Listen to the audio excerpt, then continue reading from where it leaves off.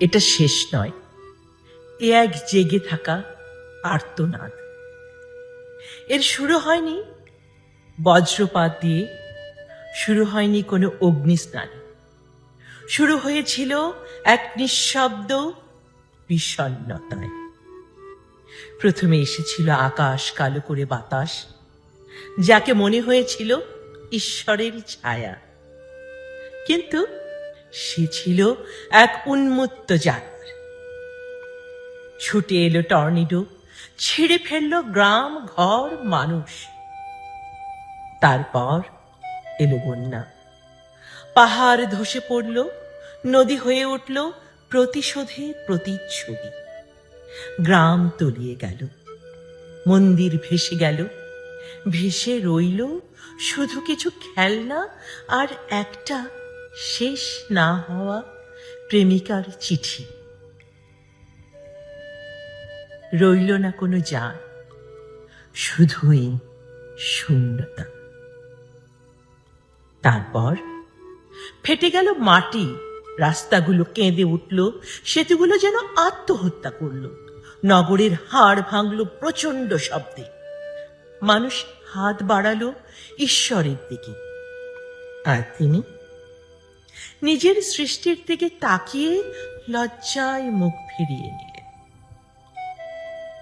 আর তারপর আমরাই নামলাম সর্বনাশের অগ্নিস্নানে। সভ্যতার মুখোশ পরে হয়ে উঠলাম বর্বর। নামিয়ে আনলাম আগুন।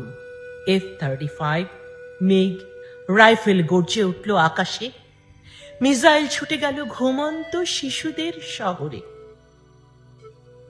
এটা যুদ্ধ নয়, এ ছিল পরিকল্পিত গণহত্যা। তারা ভাঙল মসজিদ, উড়ালো মন্দির, উড়ালো গির্জা।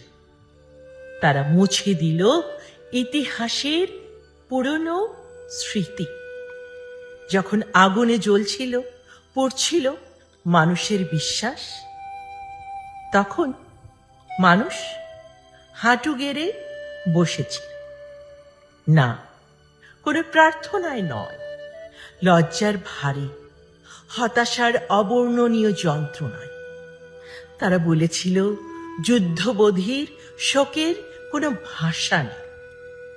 তবু কোথাও একটি ধ্বংসস্তূপের নিচে, একটি গির্জার ছায়ে, একটি মসজিদের ধুলোয়, একটি ভাঙা মন্দিরের পাথরের পাশে রয়ে গেছে একটি প্রশ্ন, একটি ক্ষোভ। আমরা জানি না, হয়তো এই তাণ্ডবই শেষ নয়, হয়তো এটা আমাদের মানুষ হিসেবে জেগে থাকার আর্তনাদ।